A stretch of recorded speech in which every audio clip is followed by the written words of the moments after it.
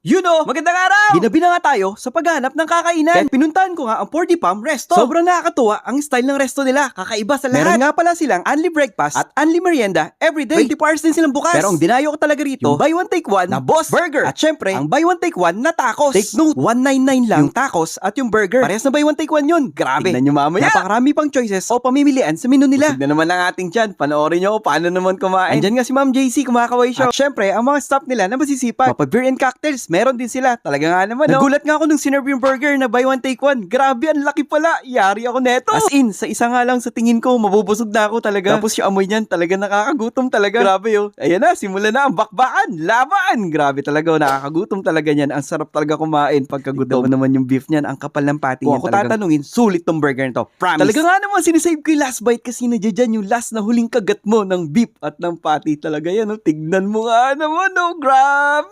Napaka-solid ng